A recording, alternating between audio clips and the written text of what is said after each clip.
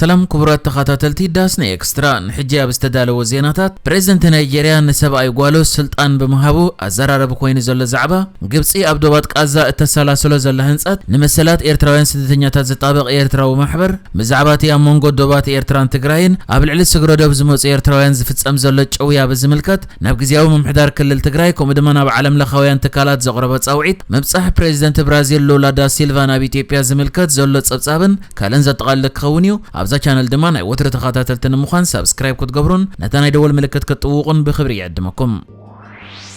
بريزيدنت هاجر نيجيريا بولا تينيبو سبعي قالوا نفدرالو منبر أبايت تهاجر كمرح دحر مشامو أب تهاجر أزارا وأرست خوينو أيتوند على ديجومي أوجو بعلبت فولاشيد بخرج قال بريزيدنت نيجيريا تنوبيا بريزيدنت نيجيريا تينيبو نسبعي قالوا كم حلاف قدات أبايت تهاجر كوينك شيء مدما إزناي فلمايو إت بريزيدنت نتو قداي أبايت كمرح شمو سبعي قالوا أوجو نلعل عسرت عمد أب أبايتن مقبل أجايشن اندستريتات زرحن تمكرو زلوان مخاني زغلات يغون بركت زبالو تقاومت نايت بريزيدنت نتي مشام ناي سباي قالو سباي سب كاي بمبال تقاومهم كاسمعون كلو عم محبر وقصات انترنت دمات قداي ازارا بكوين لا زي سباي قالو ن بريزيدنت نيجيريا قدم حجون ابال بيت مخر وكلت حزب زنبريو يخون برت قداي عم محبر ومرخب بوزهان كاب اوجون العلب بقعاتن عقم زلوم حصياتن كم زلو بموقات حيال قبر مسي وهبل لا نزمت كان مشام ناي مرحنا دخمتيو از تكبر مرحت نيجيريا كم حدث ن مقبرو وتقت كريوا اي كعالم بمبال دما أما حوارو قصات تقاومتات يقطم لا يغون بر دغفت نايت بريزيدنت تسباي قالن بريزيدنت زخون اوجو مس بريزيدنت تهاجر زلو ركب سرح منقس نخمرح كعقتو يبلن يمزبلو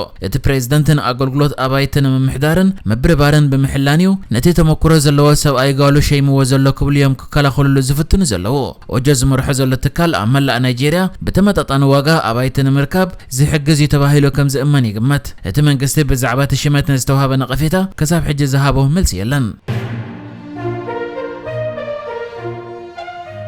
بساتلايت ابستل على سئلتات ابدوب قازا غبصي سفيح نطفتات هنصت تكايد مهلاوا تغليصو اتي هنصت كان فلسطيماوያን معقوبن مدلاو زكايد زلو مخانيم صبصبات زحبر زلو شموم زي تدقسو منጭታት غبص كم زحبرو اسرائيل ابدوباو كفال قازا بتركب كتم رفح كتفصمو تحسبو زلا ناي مريت متقعتي انت تكبيراتو بركز بلا فلسطيماوያን ናብ غبص خسغرو ስለዝخولو غبصي نزي مفتح مركابيا كابتي سيناي زبحال زوبا اب سميناو كفالو زتفلين زتنصلن فلسطيم زعقب زوبان مقام تانص كم زلازه تغلصه مسرت حدا غجله تطابقت سبعو مسلات زوصو صبصاب ابت خبابي 7 متر قومت زلو منادق يسرح مهلاو انت غليصو غبص كن قدم مدلاو كم زي يلا غليص ازلا منستر مكلخال اسرائيل يوف غلانتون هاغورو سلامويان فلسطيماوያን ናብ ግብጽ ክትሰጉግ حساب كم زي بلا غليص لا ግብጽ ኩናት ቃዛ ካብ ዝጀመራት ሒዙ ዶባታ ንስደተኛታት ከም ዘይ ተኸፈት በተደጋጋሚ ክትገልጽኒ ሓያ እቲ ሃገር ነዚ መርገጽ ዝወሰደትሉ ምኽንያት ነጃምላው ስደት ፍልስጤማውያን መቅባል ተሓባሪት ኮይና ክትረአ ስለ ዘይደለ ጥራይ ዘይኮነ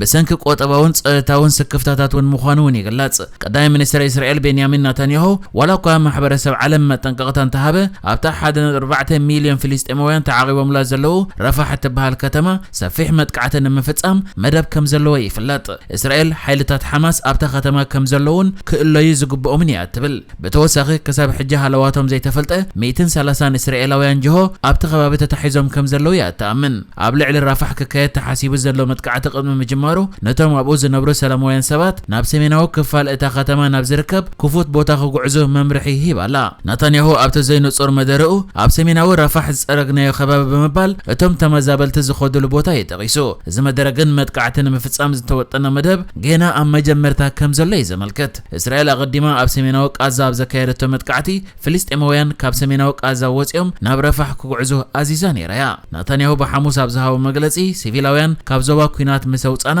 ኣብ ልዕሊ ራፋሕ ዝውሰድ ተሪር ስጉም ተሓዊሱ ከሳብ ንዕወት ክንቃልስ ይናይሉ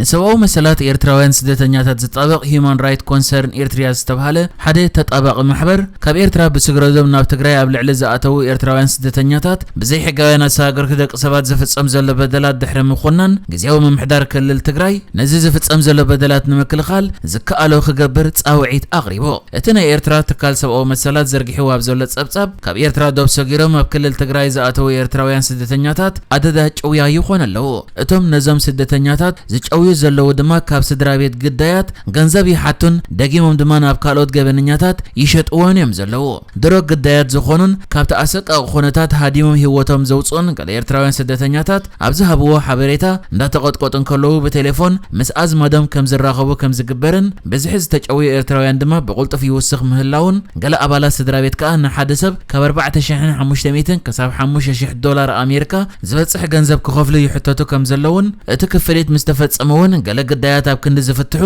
ዳግማይ ናብ ካልኦት ገበነኛታት ይሽየጡ ምህላዎም ይገልጹ እዚ ድማ ክብደት ናይቲ ዝተወደበ ገበናዊ ንጥፈት ዘጉልሕ ኢሉ እቲ ገንዘብ ብዝተፈላለየ መንገድታት ይኸፈል ከም ዘሎ ገሊኡ ኣብ ትግራይ ገሊኡ ድማ ኣብ ርእሰ ከተማ ኢትዮጵያ ኣዲስ ኣበባ ብጥረ ገንዘብን ብናይ ባንክ ምስጋርን ከም ዝኽፈልውን እቲ ጸብጻብ ጽሒፉሎ እቲ ጸብጻብ ናይቲ ትካል ሰብኣዊ መሰላት ቀጺሉ እዚ ኣብ ልዕሊ ኤርትራውያን ስደተኛታት ዝፍጸም ዘሎ በደላት ሰበስልጣን ትግራይ ብዛዕባኡ ሓበሬታ በጺሕዎም ምህላው ክገልጽ እንከሎ ኣብ ዘቕረቦ ጻውዒት ድማ ግዝያዊ ምሕዳር ክልል ትግራይ ብዛዕባ ዞም ዝፍጸሙ ዘለዉ በደላት መርመራ ክገብርን ነቶም ገበነኛታትን ምስኦም ዝተሓበሩን ኣብ ቅድሚ ሕጊ ክቕርብ ኣብቲ ክልል ንዝርከቡ ኩሎም ስደተኛታት ድሕነትን ሓለዋን ከረጋግጽ ምስ ሃገራውያን ትካላት ብምትሕባር ኣብ መጭዋይ ኤርትራውያን ስደተኛታት ዝሳተፉ ገበናውያን መርበባት ኣብ ምጽራይን ኣብ ምፍራስን ዝተዋደደ ጻዕሪ ክገብር ከምኡ ድማ ገበነኛታት ነዘሎ ሃጓፋት ኣብ ረብሖኦም ከይውዕሉ ክከላኸልን ጻውዒት ከቕርብን ከሎ ናብ ውድብ ሕብራት ሃገራትን ሕብረት ኣፍሪቃን ኣህጉራውያን ትካላት ሰብኣዊ መሰላትን እውን እዚ ትካል ጻውዒት ኣቕሪቡሎ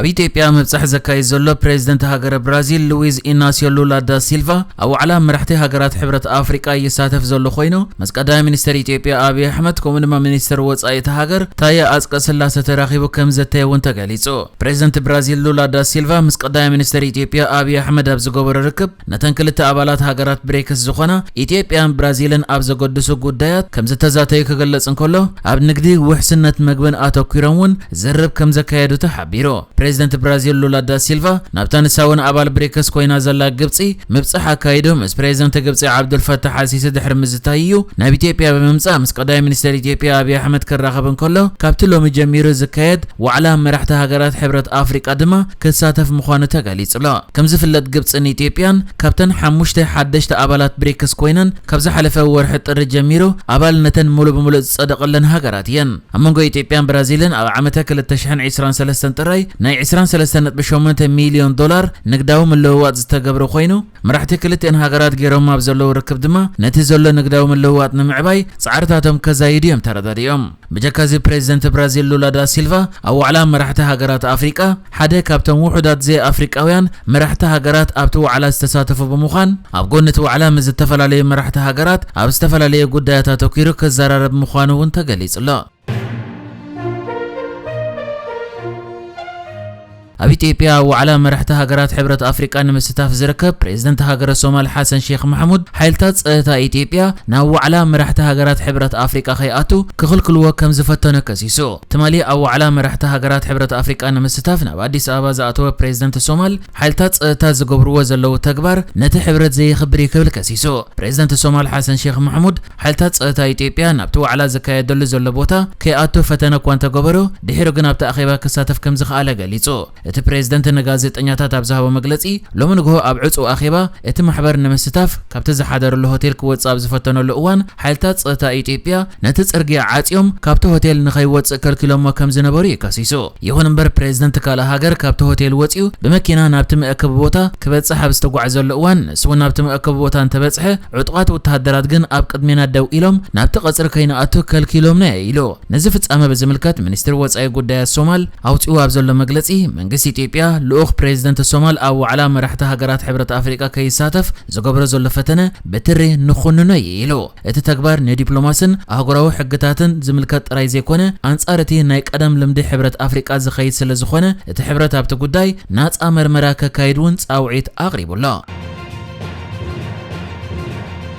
ንሕጂ ዝተዳለወ ዜናታት እዚ ነይሩ ብካልእ ክሳብ ንራኸብ ሰላም ንዓኹም